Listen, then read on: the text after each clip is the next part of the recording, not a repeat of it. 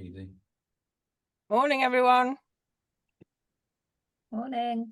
Morning, all. We will get started in just a minute.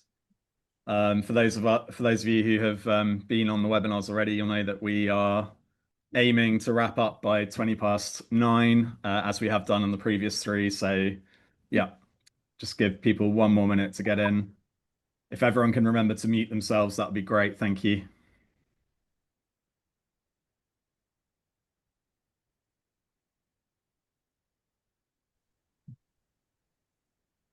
Okay, 9:00. I make it 9:00. Let's get going. So, yeah, welcome everyone. It's brilliant to see you all again. We're delighted that it's the fourth and final webinar of our From Impact to Influence series. That made it sound like I haven't enjoyed doing it. That's not what I meant. But it's great to see you all. We've had a lot of attendees over the last 4 weeks, and some of you have even joined all 4 webinars, which is fantastic. And today was our most booked one out of the 4, which I think says a lot, because it's about the topic that everyone can't stop talking about, which of course is AI. So today, Malin and I will be talking about AI, friend or foe. Can we harness AI for better sustainability communications? So a quick recap of what to expect for those of you who haven't joined the previous 3. So my name's Russ Avery. I'm one of the co-founders here at Avery Brown. We're a sustainability, storytelling, and communications agency. And we're presenting this series in collaboration with our PR partner, Hattrick. And Malin is the MD of Hattrick, and she'll do a bit of an intro towards the end. 20 minutes. So if it feels fast-paced, that's the whole point. We have been getting some really great feedback on the snackable bite-sized length of these webinars and just packing in lots of value in a short space of time instead of going for the full hour. And so we don't do a live Q&A because that would eat into the time massively. So if you do have a question, please drop it in the chat or send an email to us at hello@averybrown.com, and one of us will get back ASAP. So without further ado, let's crack on. So we have been setting the scene every time in this webinar series. And to set the scene for today, I've got this quote by Sri Amit Ray, who's an Indian author and researcher recognized for pioneering compassionate and ethical AI. So a vision that artificial intelligence should always be developed with empathy, human values, and ethical responsibility at its core. And with this quote, AI has many bigger roles to play for environmental sustainability, energy recycling, and pollution prevention. He's highlighting that AI shouldn't just serve business or convenience, but should actively contribute to solving the planet's biggest challenges. So he is urging us, I'm assuming the majority of people on this call, designers, communicators, decision makers, to use AI transparently and for the benefit of both people and the environment, and how we can see technology as a force for positive impact. So there's no doubt about it. AI gives us speed, scale. Sorry, guys, can you mute your microphones, please? Thanks. AI gives us speed, scale, and ideas. But as we explored in webinars 1 to 3, trust is your ultimate currency in sustainability. So if you chase speed at the cost of truth and accuracy, you don't just risk losing the room, you risk your reputation, your finances, maybe even your whole business. So today is all about weighing up both sides of the argument. So I'm going to kick us off with AI friend. So how AI can help make us better sustainability communicators. So first of all, we've got clarity from complexity. So I would say that by far one of AI's biggest friend roles is helping to cut through the noise at speed. So it can take vast amounts of sprawling data sets, emissions figures, ESG disclosures, stakeholder surveys, you name it, and help you draft clear summaries that you can actually use. So the win here is very much speed and clarity. So you get something that you can refine instead of starting with a blank page. But remember, it only works if the inputs are solid. Bad data in typically leads to bad data out. And that's the point that I'm going to reiterate several times over the next 15 minutes or so. My next tip is using the right tool for the job, and this is something I hope a lot of you will find quite useful. So, Notebook LM is typically a better tool than ChatGPT, which obviously I'm using because that is the large language model that most people are familiar with, and people tend to think of ChatGPT when they think of AI, even though it's so much more than that.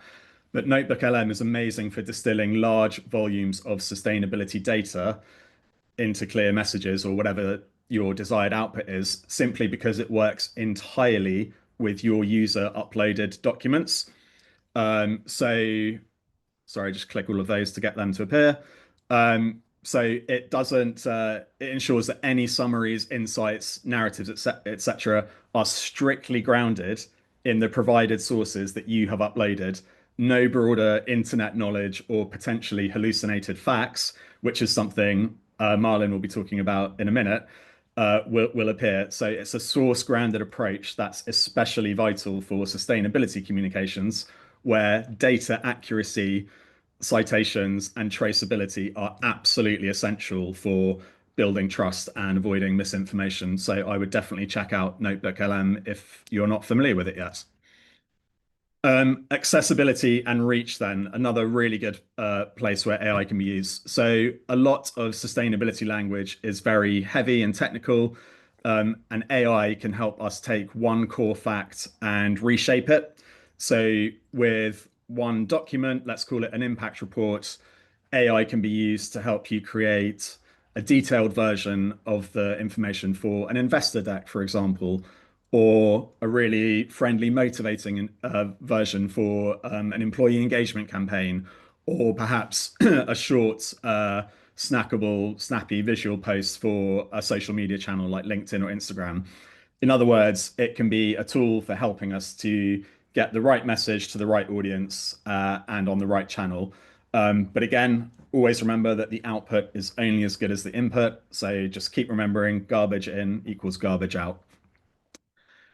Efficiency, I think this is where most people, myself included, first feel AI's like true value, which is speed. So it can spit out a first draft of a paragraph, a headline, a caption, even a rough visual idea for an infographic or something in a matter of, well, sometimes as quick as milliseconds, as we know for those of us who have used it. That doesn't mean it's finished work. Just think of it more like a turbocharged junior. It gives you something to react to so that you, as the subject matter expert, can spend more time on the higher value parts, which are, of course, strategy, storytelling, and creativity. So, in other words, AI can do the grunt work so that you can do the great work. So, perhaps coming up with a first draft in seconds, no painful staring at a blank page. I know for me, that's often the first step is always the hardest, right? I'm sure a lot of us resonate with that. So AI is so good for not staring at a blank page when you're sitting down to write something and thinking about where to start. You can immediately bash ideas around with a tool like ChatGPT, Claude, Notebook LM, and get some rapid ideation. So more ideas more quickly. So for small teams, which I think make up the majority of attendees on our webinar series and today, it's particularly useful because it's obviously like having either a free team, or if you're on Pro, a team that costs you $20 a month. And it gives you more time for strategy and creativity, as I said, which should mean more value to the client, of course. And then finally, before I hand over to Marlin, I just wanted to give you a real example. So let's take a plain KPI stat on the left-hand side, which is Scope 1 and 2 emissions reduced by 31% since 2022. This is a real example, everyone. On the right-hand side, it's what ChatGPT produced when someone asked it to help turn that KPI into a short LinkedIn post. So it came up with, we're proud to share that we've reduced our Scope 1 and 2 emissions by a third, which is already inaccurate. It's nearly a third, but it's not quite a third, and that is important, since 2022. This achievement proves our leadership in sustainability and underlines our commitment to a net zero future. By investing in innovation and holding ourselves accountable, we're paving the way for others to follow. So, at first glance, maybe to the untrained eye, it looks like a polished, confident, maybe even inspiring LinkedIn post. But is it accurate? Does a third mean the same thing across all reporting boundaries? Did they change the baseline year, perhaps? Is proves our leadership far too much of an overclaim? And are they really paving the way? Um, it's just elaborated massively on a simple fact. So this is very much how AI, through user error, can quietly turn a friend into a foe. And that's exactly what Malin is going to unpack now in chapter 2. Over to you, Malin. Malin, you're muted. Right, here we go. Thank There we you. go. Right, so as Russ has just said, AI can trip us up in a number of different ways, and I'm just going to give you a handful of examples now to bring this to life. So the first one, and I'm sure you've all experienced it, or if not heard about it, plenty, that AI makes stuff up. It will invent quotes, spokespeople, even books. Apparently, it's a huge issue on Amazon. There's loads of books on there that nobody's written, assigned to authors that don't exist. But the other side of this is also that it mirrors your prompts. So it doesn't actually challenge your assumptions. It kind of feeds back what you're telling it. And that means the bias creeps in. So if you don't sort of build in these counter prompts and check, you will publish confident sounding nonsense, in short. And there are a number of reports showing that actually mainstream media are quoting invented people. And that's primarily due to, I guess, due diligence, but also the fact that all of this is new. So, for speed, they're using AI to find sources. And actually some of the content that's being submitted to them from PRs, they're doing the same, but they're not checking that those, case studies and those people actually exist. So, all of the mainstream media, this has happened to. And I can just give you one example, from our own experience, where we were writing a big report on greenwashing based on our own piece of research, and wanted some examples of sort of Gen Z shopping behavior and how that's driving change. And ChatGPT delivered the perfect quote.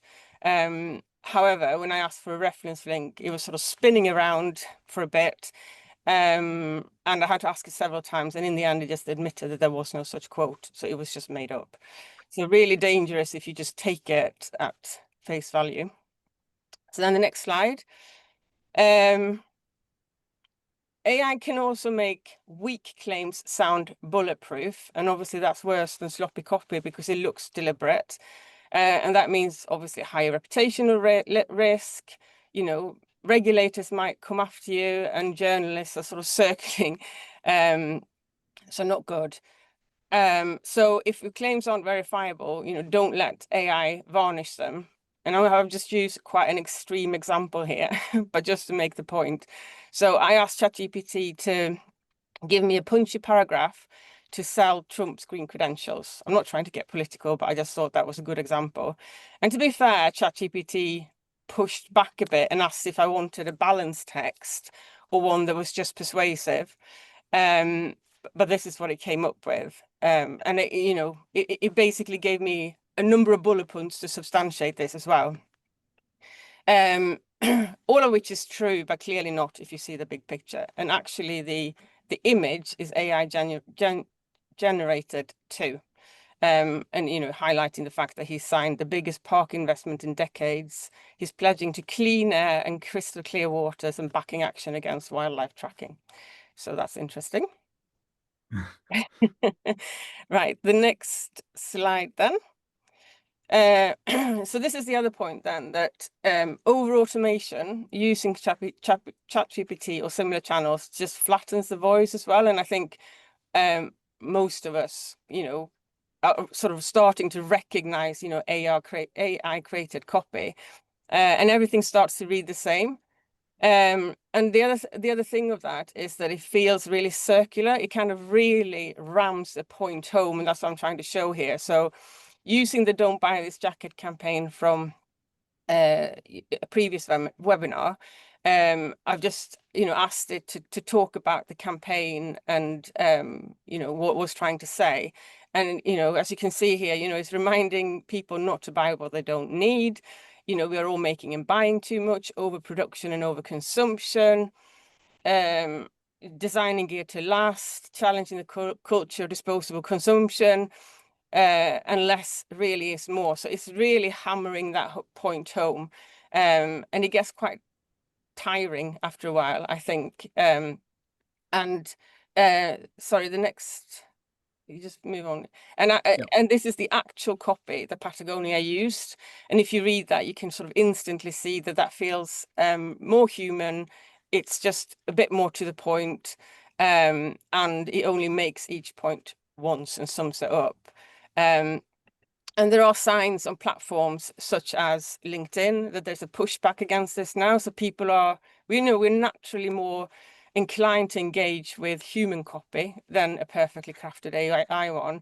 And it seems, I mean, this is just anecdotal, but it seems like the algorithms are, you know, are responding to this too, because obviously it goes with with what people want to see. And the other point here, of course, is that these big models use loads of energy and water. And if you're talking climate, obviously, there is an element of having to recognize and acknowledge the trade-offs between the speed and the impact that it has on the environment as well, and making sure that you get the most efficient tool for the job. Absolutely. And there's lots of interesting stories in the news at the moment that you might have seen. If not, I'd encourage you to look them up just to see what we're talking about, which is that companies like Microsoft, OpenAI, they're buying power plants at scale to serve like their own new data centers. And there's been at least two news stories in the last couple of weeks about that. It's crazy times. So thanks a lot. Thanks a lot for that chapter, Malin. So wrapping up that sort of, friend or foe landscape, chapter 3 is why humans now matter more than ever. And it's all about credibility, creativity, and that final judgment that the AI just can't replace. So let's think of it. This is really the heart of it. It's about humans should always start and end the process, and AI should just be the tool in the middle. So again, it's about credibility, nuance, values, and obviously ethics. But let's think of starting with a human always. So you've got all the information in your head, you're the subject matter expert, you know what you want the end output to be. AI should just be a tool in the middle. And as we've said, it can help you save time through ideation, quick first drafts, etc. But it must always come back to a human for the final sense check, because at the moment, at least, only we can ensure that full credibility, nuance in language that it just can't pick up on, which in the world of sustainability communications is obviously so important. If you skip that last step, and let AI be the final voice in that output, that's inevitably where things are going to go wrong. Hence the title of this slide, AI drafts, but humans ultimately decide. And finally, before I hand over to Malin again, think of thought leadership as being your moat, because what AI can't generate now is true thought leadership. It can't create a new perspective because, for those of you who know how it works, it is only trained on existing human data and what already exists. So at best, it's remixing what's already out there and other people's unique thoughts. And that's why genuine thought leadership today has never been more valuable. So it can't replace your original perspective. So when you publish bold viewpoints, share unique insights that only you have or only your organization has, or take a stance on an issue in your industry, you're doing something that AI simply can't do properly yet. And that's what will make your voice properly cut through, or that of your organization. So if you're just relying on generic statements or recycled ideas, AI will easily drown you out anyway, because it can produce endless amounts of that. But your lived experience and your unique lens and case studies of real things that have happened in the world of sustainability with you and your clients that you've helped out, that is your moat. That's what positions you as the authority that people will ultimately quote, follow, and trust. And Marlin's going to talk now about SEO to GEO. Yes, absolutely. And this is the other side of the thought leadership point too. So obviously there's a huge shift here. So more and more people are using AI to search. And I obviously mentioned before, or we talked before about journalists doing this too, for instance. And that means, so we're either searching on AI or we are reading the little AI overviews that we get on Google search. And that means that we're moving from SEO, so search engine optimization, to GEO, so generative engine optimization, that's hard to say. And that makes authentic, trusted voices more powerful than ever. And you can see this graph on the right here. That's just, as it says, the most cited domains in Google AI overviews. And you can see that the LinkedIn is ranked #3, which is crazy. And that means, so journalists, for instance, they are using LinkedIn posts to find people and, pull quotes and thought leaders straight from that platform because they're showing up. And also because then generative AI is ranking them really high in the search. And it also ranks authenticity in a way that it hasn't, some of these, regular search won't do in the same way. And it also means that your sort of public-facing thought leadership is being pulled into the answers that people see. And this is the sort of the new game in town, certainly from a comms and marketing perspective. Absolutely. Thanks, Malin. And then finally, we're at time. Malin and I always knew that today's webinar might be the one that went on for the longest because it's such a huge topic. But just to wrap up, think of it like this: if you're using AI to cut corners, and it's ultimately making your sustainability comms lazier and therefore also riskier, I think you really need to pause and reset and just ask yourself if you're using it in the right way and in the most ethical way. Whereas if you're using it to help make you faster and more creative while still being accurate and credible because you are checking everything, then great. You're using a tool to do a job in the same way we use our computers to do a job. So that's how I want people to think of it. And I'll say it one last time: crap data in, crap data out. Please always remember that. So a quick recap of top tips, and now is probably a good time to remind everyone that we send you the PDF for everyone that's still on the call. At the end, you'll get the PDF to the slide deck.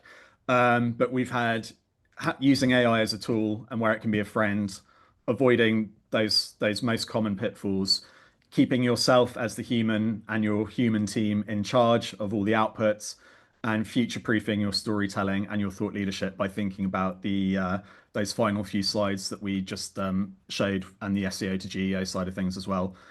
And please remember that this has only been a 20-minute webinar of a huge topic. So we've only just scratched the surface. There is so much more to it than this. But yeah, we hope we've given you some really good tips in a very short space of time. So that's us. We're Avery and Brown. We're a sustainability comms and storytelling agency.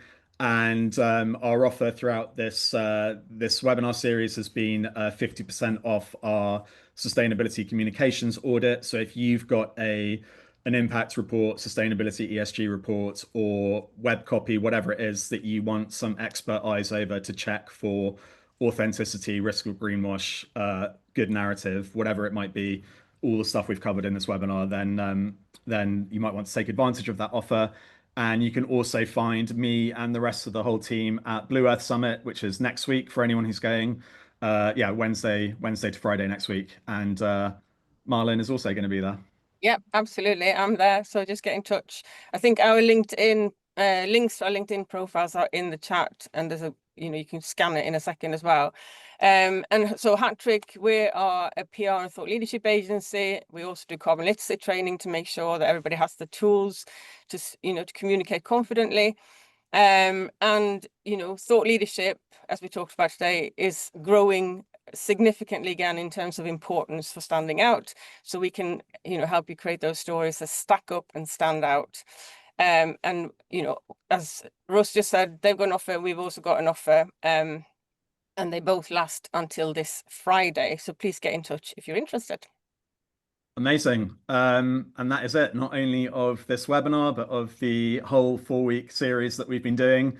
So I'd also like to say thank you to everyone for attending, but especially the people that have come to all four in the whole series. That's amazing. I hope it's been really good and felt like a little crash course in effective sustainability comms for you. But of course, we've only scratched the surface on all the topics, so please reach out to us if you'd like help with anything else. And I think I'm right in saying the PDF has been dropped into the chat.